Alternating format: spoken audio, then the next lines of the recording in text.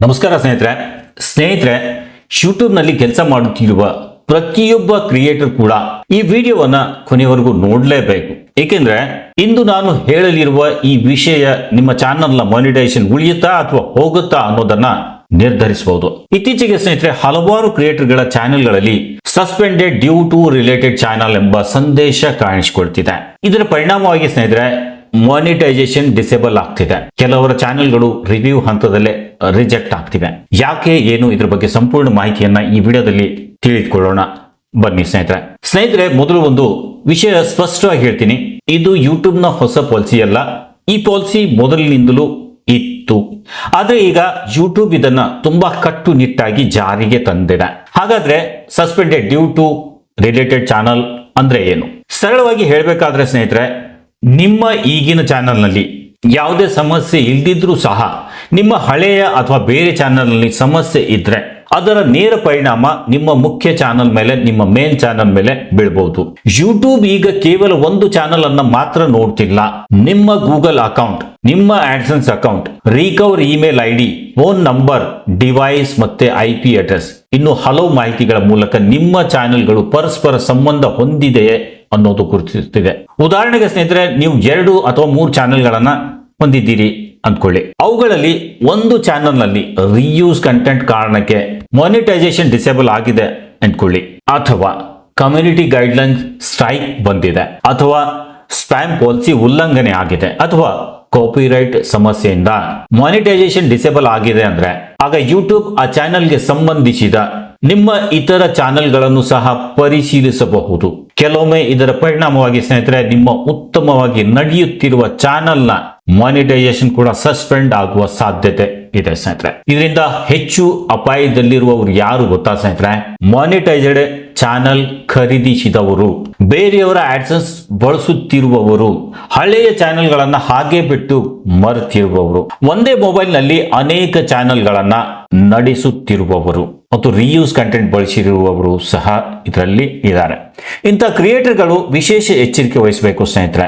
ಇದೀಗ ನಿಮ್ಮ ಬಳಿ ಒಂದು ಹಳೆ ಚಾನಲ್ ಇದ್ರೆ ಏನ್ ಮಾಡ್ಬೇಕು ಗೊತ್ತಾ ಸ್ನೇಹಿತರೆ? ಮೊದಲಿಗೆ ಲಾಗಿನ್ ಆಗುತ್ತಾ ಅದನ್ನ ಚೆಕ್ ಮಾಡ್ಕೊಳ್ಳಿ.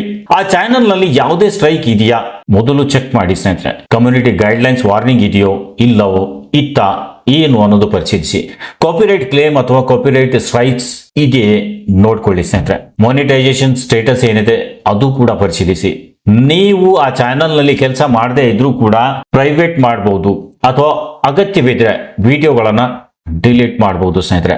ಆದ್ರೆ ಚಾನೆಲ್ ಡಿಲೀಟ್ ಮಾಡುವ ಮೊದಲು ಬ್ಯಾಕಪ್ ತೆಗೆದುಕೊಳ್ಳುವುದನ್ನ ಮರೆಯಬೇಡಿ ಸ್ನೇಹಿತರೆ.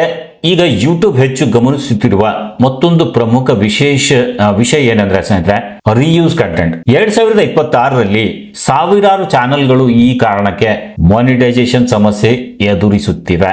ಇದು ಗಮನದಲ್ಲಿಡಿ ಸ್ನೇಹಿತರೆ. ಇನ್ನು ರಿಯೂಸ್ ಕಂಟೆಂಟ್ ಅಂದ್ರೆ ಏನು? ಇದರ ಬಗ್ಗೆ ಸ್ನೇಹಿತರೆ ನಾನು 4-5 ವಿಡಿಯೋ ನನ್ನ ಚಾನೆಲ್ ಮೇಲೆ ಅಪ್ಲೋಡ್ ಮಾಡಿದ್ದೀನಿ. ಆದ್ರೂ ಇಲ್ಲಿಯೂ ಕೂಡ ಒಂದ್ ಸ್ವಲ್ಪ ಮಾಹಿತಿ ಕೊಡ್ತೇನೆ ನೋಡಿ. ಬೇರೆಯವರ ಶಾರ್ಟ್ಸ್ ಡೌನ್ಲೋಡ್ ಮಾಡಿ ಅಪ್ಲೋಡ್ ಮಾಡೋದು, ಯಾರು ಹೇಳಿರೋದನ್ನ ಫಾಲೋ ಮಾಡೋದು, ಫೇಸ್ಬುಕ್ ಅಥವಾ ಇನ್ಸ್ಟಾಗ್ರಾಮ್ ವಿಡಿಯೋಸ್ ನ ಅಪ್ಲೋಡ್ ಮಾಡೋದು, ಸೀರಿಯಲ್ ಮತ್ತು ಮೂವಿ ಕ್ಲಿಪ್ಸ್ ಅಪ್ಲೋಡ್ ಮಾಡೋದು, ಕಾಪಿರೈಟ್ ಕಂಟೆಂಟ್ ಬಳಸೋದು ಸ್ನೇಹಿತರೆ, ಕೇವಲ ವಿಡಿಯೋ ತೆಗೆದುಕೊಂಡು ವಾಯ್ಸ್ ಮಾತ್ರ ಬದಲಿಸುವುದು, ಇವೆಲ್ಲವೂ ಅಪಾಯಕಾರಿಯಾಗಬಹುದು ಸ್ನೇಹಿತರೆ.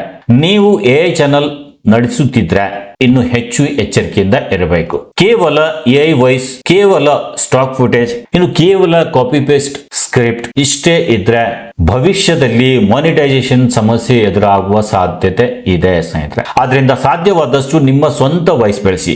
ಫೇಸ್ ಕ್ಯಾಮ್ ವಿಡಿಯೋ ಮಾಡೋ ಪ್ರಯತ್ನ ಮಾಡಿ. ನಿಮ್ಮ ಅಭಿಪ್ರಾಯ ಅದರಲ್ಲಿ ಸೇರಿಸಿ, ನಿಮ್ಮ ಅನುಭವ ಅದರಲ್ಲಿ ಹಂಚಿಕೊಳ್ಳಿ, ಅನಾಲಿಸಿಸ್ ಮಾಡಿ, ಅನಾಲಿಸಿಸ್ ನೀಡಿ, ವ್ಯಾಲ್ಯೂ ಅಡಿಷನ್ ಮಾಡಿ ಸ್ನೇಹಿತರೆ.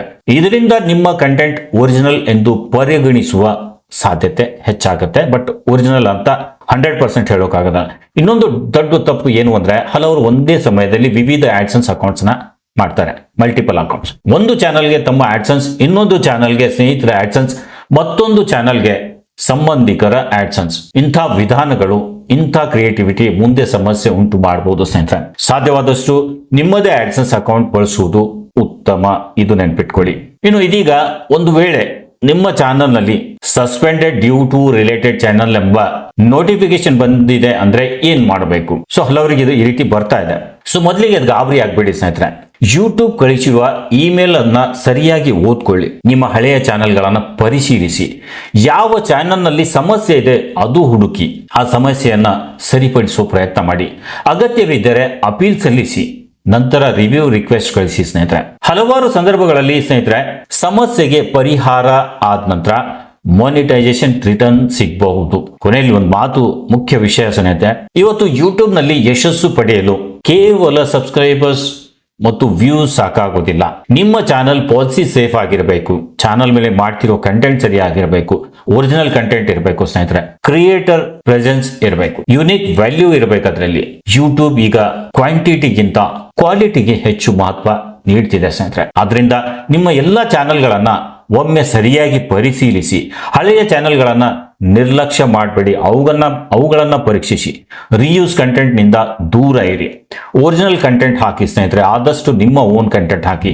ಯೂಟ್ಯೂಬ್ ಪಾಲಿಸೀಸ್ ಗಳನ್ನ ಅಚ್ಚುಕಟ್ಟಾಗಿ ಫಾಲೋ ಮಾಡಲಿಕ್ಕೆ ಪ್ರಯತ್ನಿಸಿ ಸ್ನೇಹಿತರೆ. ಆಗ ಮಾತ್ರ ನಿಮ್ಮ ಮಾನಿಟೈಸೇಷನ್ ದೀರ್ಘಕಾಲ ಸುರಕ್ಷಿತವಾಗಿರುತ್ತೆ. ಈ ಮಾಹಿತಿ ಉಪಯುಕ್ತವಾಗಿದೆ ಅಂತ ಅನ್ಸಿದ್ರೆ ವಿಡಿಯೋಗೆ ಒಂದು ಲೈಕ್ ಕೊಡಿ. ನಿಮ್ಮ ಸ್ನೇಹಿತರು ಕ್ರಿಯೇಟರ್ ಆಗಿದ್ರೆ ಈ ವಿಡಿಯೋ ಅವರಿಗೂ ಶೇರ್ ಮಾಡಿ ಸ್ನೇಹಿತರೆ, ಅವರಿಗೂ ಈ ಮಾಹಿತಿ ಸಿಗಲಿ.